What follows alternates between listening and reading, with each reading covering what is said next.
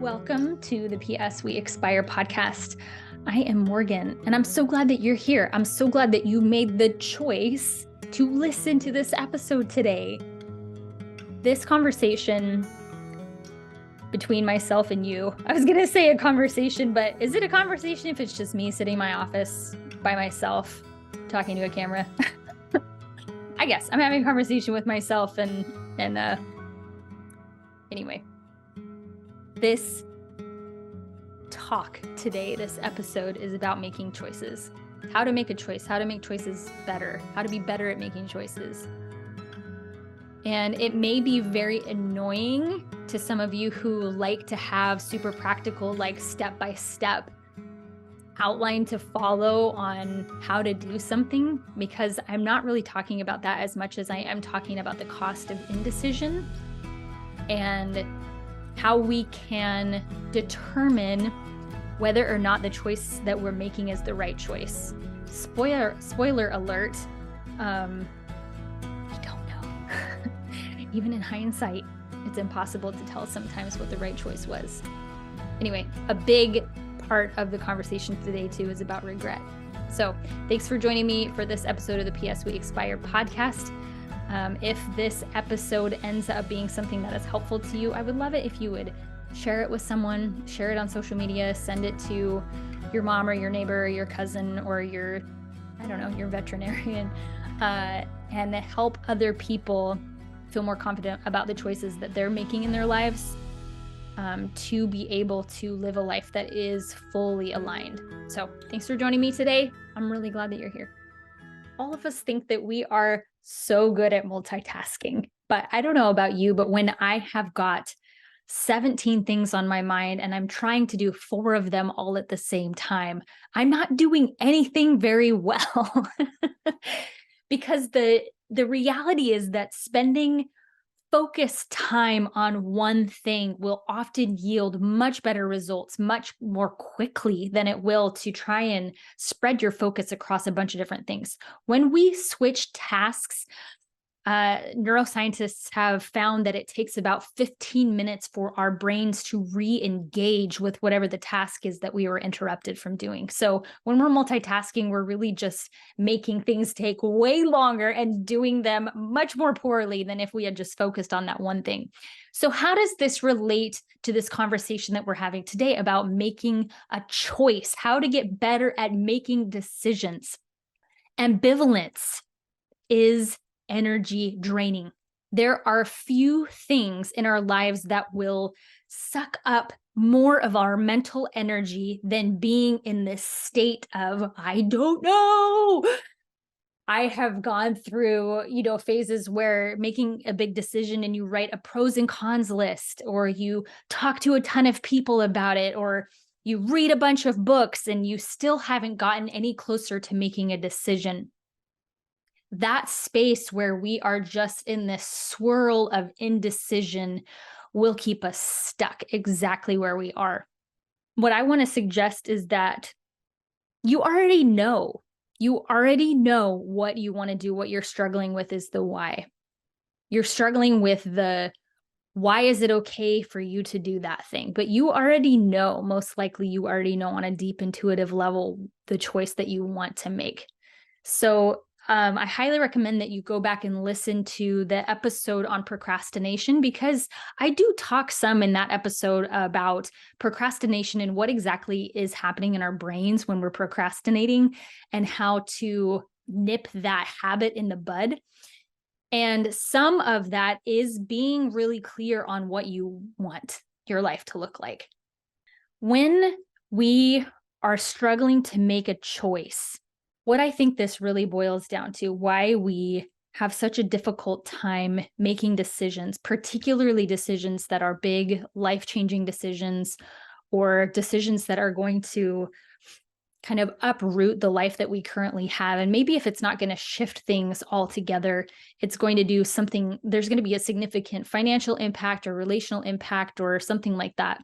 The thing that we are struggling with is that we don't want to feel regret in the future for the decision that we're making now. So in an attempt to avoid a future feeling of regret, we allow ourselves to ruminate. We allow ourselves to sit in this like murky kind of feeling of just not knowing what we want to do. But I can guarantee you that if you don't make decisions intentionally, the regret will come inevitably anyway. I remember several years ago being very concerned about the choices that I was making in Annie's life. So if you're new to the podcast, my daughter Annie had a rare progressive disease that she was diagnosed at 3 years old with. And then she died last year, the end of last year, at the age of 14. Now, over that 11 years from the time of her diagnosis to the time of her death, I worried about regret in the after, because I knew that at some point she was going to pass away, and I was worrying about how I was going to feel afterwards, the regrets that I would have about the choices that I was making in our lives now, the choices I was making for her, the choices I was making for myself, the choices I was making for our family, for our other children in business. And I realized one day that regret was going to be inevitable. Regret is inevitable. Anytime you have loss, especially with someone that you love, there will be regret. Regret is going to happen regardless. You cannot avoid feeling regret, because every choice that we make to say yes to something means that we're saying no to something else. If we say no to something now, we're saying yes to something else. And there will always be this level of wondering, what would be different if I had made a different choice? How would my life be different? How would I feel different now if I had made a different choice then? So regret is inevitable, because there will always be that I wonder. But the difference between a regret then that we can just allow and recognize versus being in a state of confusion and ambivalence now, the difference is that we think that somehow we're avoiding regret by not making a choice now. If we can get to the place where we say, I have done the best that I could with the knowledge that I have right now, that I'm not going to be afraid to live my life, that I'm not going to be afraid of whatever feelings come up along the way from the point that I'm at now to the point that I say my final sayonara, when I sign off from this life. If I am okay with feeling anything that I'm going to feel along this timeline, then there's nothing that you cannot do. That there are choices that you make, not like flippantly, that it's not that we don't consider the consequences of our actions. It's not that we don't consider the possible outcomes of the choices that we're making, but we don't let ourselves be caged by the what ifs. We don't allow ourselves to be constricted and kept small by our fear of the unknown, because we don't know. It doesn't matter how many pros and cons lists we make, there will always be things that we don't know. And this is a very, very, very difficult thing for us humans to be okay with, even though all of us know intuitively that life is about change, that change is one of the only guarantees in this life. We still get tight, we get tightened, we get constricted when we think about not having control. And control is such a funny illusion. It's such a funny illusion. There are always going to be things that come up that we wish didn't happen, that we wish were done differently, that we wish were different than what they are. And the key is, if we can allow how crappy that feels when things don't go the way that we hoped that they would, when we can allow how uncomfortable it is to feel uncertain, when we can allow what regret feels like in our bodies, when we can allow what guilt or shame feels like in our bodies, and we don't ignore it or try and avoid it by just checking out of our lives, then we will effectively create a life that we love being a part of. And it doesn't mean that we love every single minute of it, but that we don't need to put a lot of effort into escaping from the life that we have because we're intentional about the choices that we make. I recently watched a couple of videos on near-death experiences, and regardless of what your belief is about what happens after we die, I think that this is a very interesting way to think about choice and think about the paradox of what is determined by physics, by our biology, by our personal history, by the genetics that we have, by the environments that we live in. And this idea of like, what exactly is choice? What exactly is free will? So I'm watching this video, a couple of videos on these near-death experiences. And a common thing that I heard in many of these videos was that as their souls or their spirits were separate from their bodies for just a time, that they were able to see all of the dynamics that were at play, that they were able to get all of the information about what life would be like, whether they went back or whether they stayed. So whether they decided to still be in their bodies and continue on this human plane of existence, this earthly plane of existence, or whether they decided that they were just going to be done with that and on to the next thing, that they were able to see the results of both of those things. And that in that place, there wasn't any judgment at all. There wasn't any, this is the right thing or the wrong thing to choose. It was just information.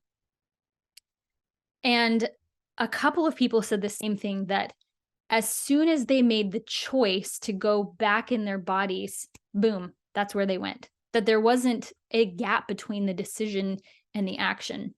And I was thinking about, like, what does this mean on a human level where we don't have access to all the information, where we don't get to see the consequences of all the choices that we make, that we have this like kind of blind faith in the choices that we make, like hoping that it's the best choice, but we don't know. And I wonder if that is one of the things that we wanted to experience as humans, was this, whether it's an illusion or not, but this feeling of choice without all the information. Because if we think about the dynamics of choice, when we don't know the outcome, it introduces possibility, and it introduces like curiosity and exploration and experimentation into the equation. Because if you already know what the results are, then there's no curiosity at all. Like, it would be like if you were conducting a science experiment and someone else had already done this experiment and gave you the exact steps to follow in order to get the exact same results that the previous scientist had. As you were doing that experiment, there wouldn't be the joy of discovery because you already know what to expect. So what if, it's just a fun thought experiment, it doesn't really matter if you have this belief or not, it's just a fun way to think about this, that if part of the deal was that we didn't get to have access to all the information in this human existence, then think about the joy of the discovery. Now, many of us are so afraid of what the results of our experiment are going to be that we never run any tests. We don't make big choices that are maybe going to be disruptive to the life that we currently have, because we don't know how it's going to turn out. And that is really, really scary for us. Our brains love familiarity. Our brains love consistency. Our brains love patterns. So how does this relate to ambivalence and being in a place of not making a choice? So what I talked about at the beginning of this was how terrible we are at multitasking. We're just really, really bad at it. As much as we think that we're really good at it, we're not very good at it at all.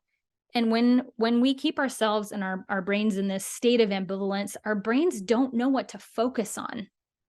And so it's like it doesn't really know what the task is. We've given our brain this task to think about 100 different results of a choice that we could make, and there's nothing for it to work on it. So it just circles, circles, circles, circles, circles. There's no parking spot.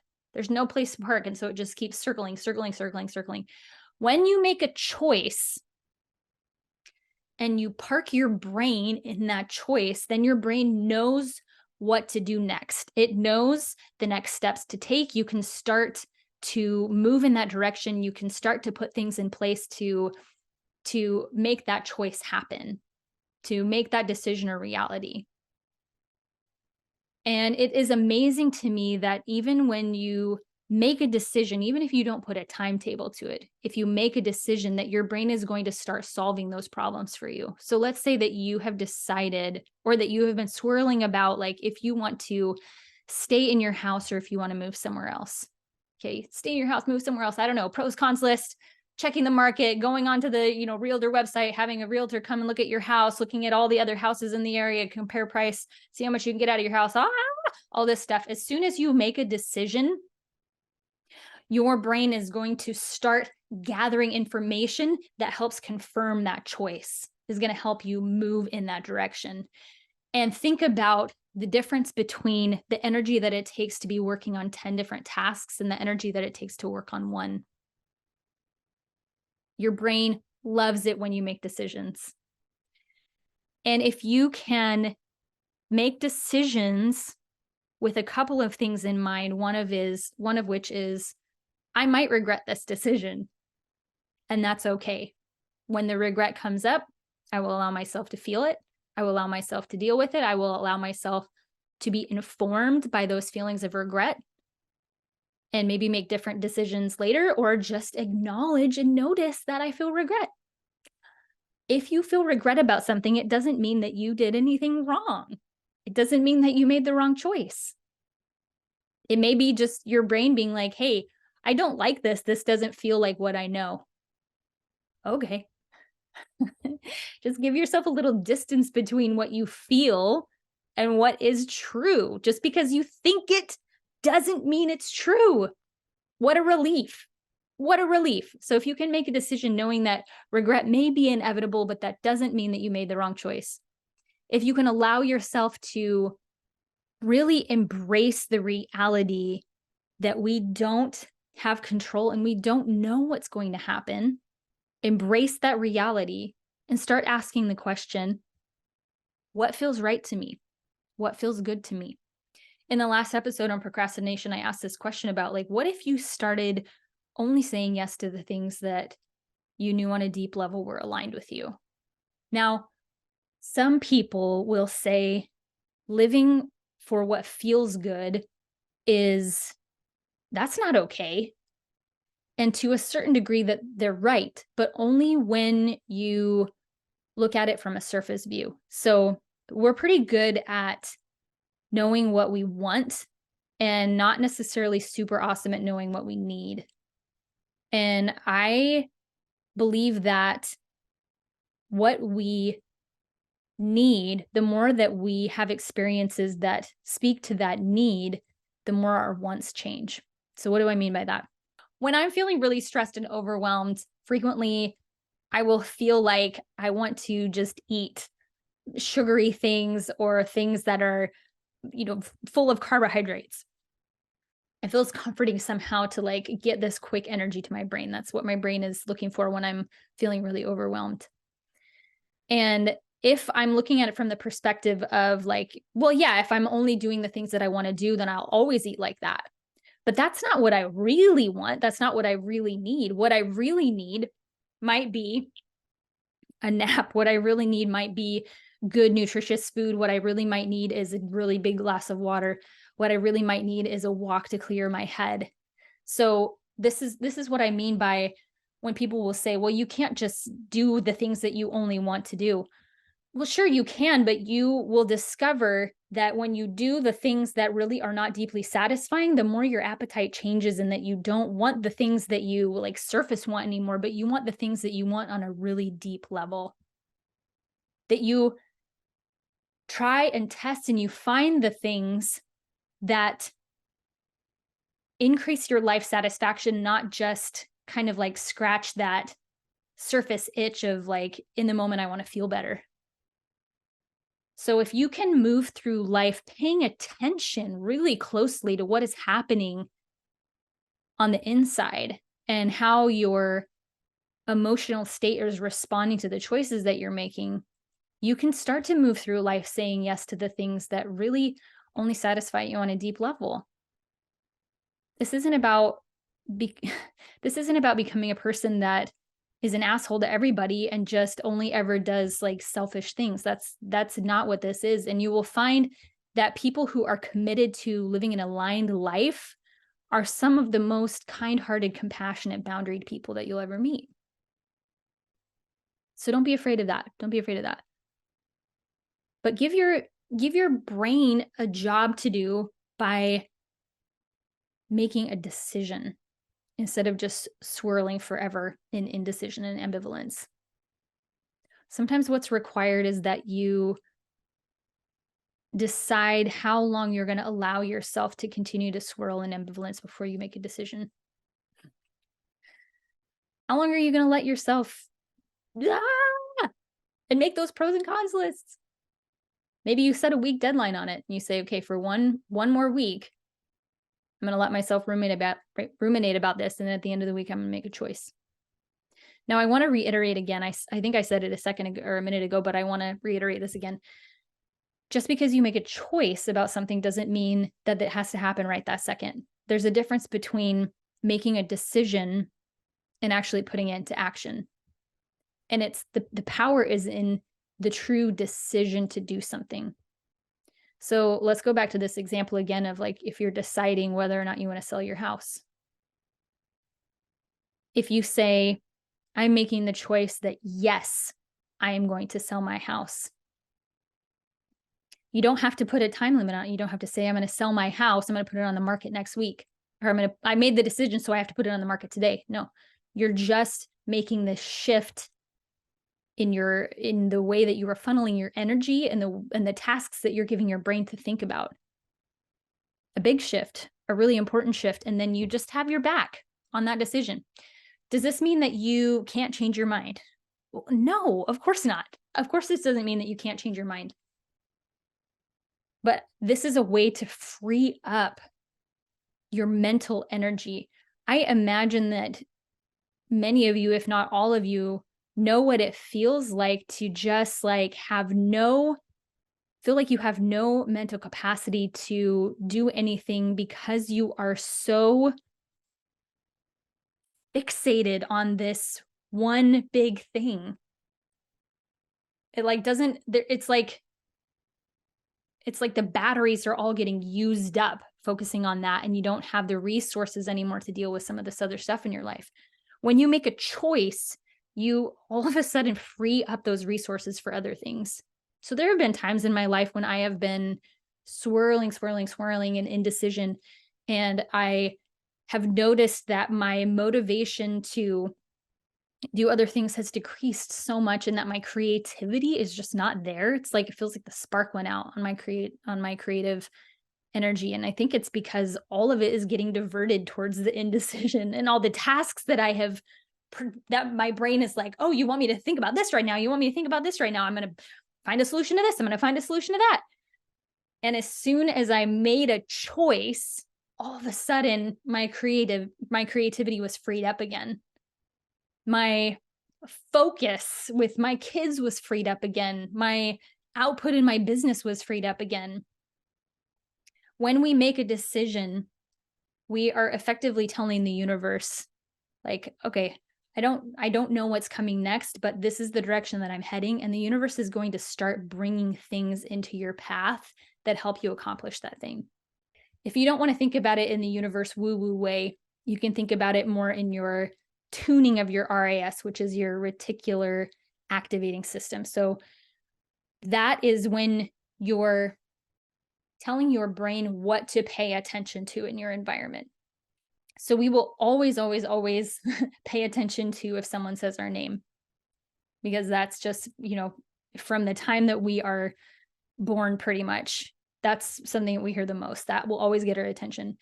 but you learn how to give your brain a task to focus on. So you learn how to like set the dials on what to pay attention to. And when you make a decision, that's the way that you're flipping the dial to that choice, and you really start noticing opportunities and conversations and articles and blog posts and YouTube videos and ads that align with that decision. Everything starts to just kind of fall into place because you're paying attention. You've given your brain a job to do, and it's going to start amassing evidence, and it's going to start amassing a structure and stability for that decision that you've made. And I want to go back to this more zoomed out perspective on right and wrong. This may be not too much. I don't think it's too much, but this may not be for everyone. So if it doesn't help or doesn't resonate with you, that's fine. You don't have to take it. But for those of you that are interested in thinking like this may be helpful to you. We cannot see the outcome of the choices that we're making. So there's this story, an old story about this old farmer who had this beautiful, amazing white horse, and he was very poor, but he kept that horse. And all of his neighbors said, "Oh, I don't understand like why you're keeping that horse, but wow, you're very lucky to have that horse." And one day the horse broke out and ran away. And all of his neighbors said, "Oh man, bad luck that happened." And the old man said, "Well, we'll see if it's bad luck or not." And somebody found the horse and brought it back, and all the neighbors said, "Oh, that's really good luck." And he said, "We'll see." And his son got on the horse and was, riding it and got bucked off and broke both of his legs. And the neighbors, "Oh, that's bad luck." The old man said, "We'll see." And then the army comes through and is conscripting soldiers, and they can't take the son because his legs are both broken. And the neighbors say, "Oh, what good luck." And the old man said, "Of course, well, we'll see." And the point of that is that like we are not great at being able to determine whether or not something is good or bad. We're not able to see if something is beneficial to us or harmful to us. Now, there are things, I guess I should say, like there are things in those moments that you can understand intuitively in your body, whether or not they're traumatic or whether or not they should be happening. But I will say from like a zoomed out perspective that we're not very good at understanding the intricacies of how everything is working together. Now, I often thought about this in regards to Annie, that, like according to many people's perspectives, like it's really sad and that I should be pitied that I had a daughter that had this disease, and that I watched her lose all her skills over the years and was with her as she transitioned from this life into the next. And while that definitely was difficult to feel all of those things, I believe on a deep level that happened perfectly, that the way that everything went was exactly how it was supposed to go, that the person that I am now is a result of everything that I went through. And maybe we decided ahead of time that this is how it was going to go. Maybe when we had all the knowledge of how things could go and we decided that it would go this way, we made a plan ahead of time. And that now in this human experience, we're working out the plan unbeknownst to us what the outcome is going to be. I don't know. I'm not really committed to having to believe any particular way to, bring me comfort or make me feel sure about the way that I'm living my life now.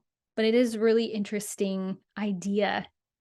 And it helps me have a greater sense of like open-handedness when it comes to my plans. And it helps me have not so much like heaviness weighing on the choices that I make.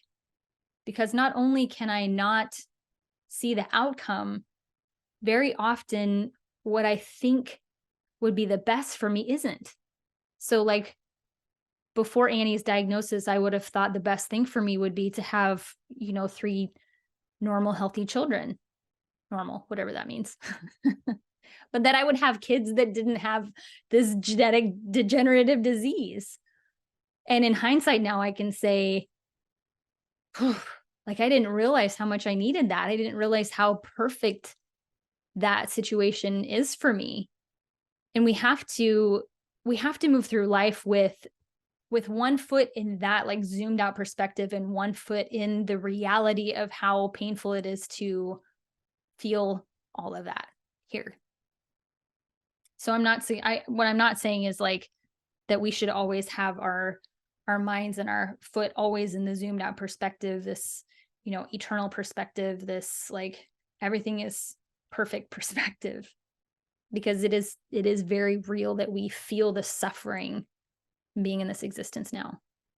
So how do we walk through life with like one foot in both places, where we get to do this like balance and where we can lean one side to the other when necessary. And when it comes to making decisions, having that perspective of one foot in both places really does alleviate this fear of regret. It alleviates this fear of making the right choice, because there isn't necessarily a choice that you would be able to look at, even if you had all the information, and be like, well, this is the right one. It's just a choice. So make it or don't make it. But the sooner you make it, the better off you're going to be. The sooner you make the decision, the more time you have to live the life on the other side of that decision. Let yourself off the hook from having to just have it all figured out. Let yourself off the hook from making the right choice and just make the next one. You don't have to know step 52 in order to take the first step. Often we just have this, tiny little light that illuminates just the one next step. We don't have the whole map. We can't see down the road. Our flashlight is not strong enough for that. We can just see, okay, like I have enough light here to place my foot here. That's it. That's all we've got. And we can trust that the choices that we make really will end up working for our good and really will be for a purpose, that it's all part of this bigger scheme going on that we just get to be a part of. What a joy and what a delight to do that. So I know this was, not a super practical episode on like how to make better choices, but thinking about choices in this much more like abstract way helps me make choices in the very practical day-to-day. And it helps me be okay with the reality that sometimes I'm going to wish that I had done things differently. Okay. Wish that you did things differently. That's fine. Wish that you had made a different choice. Okay.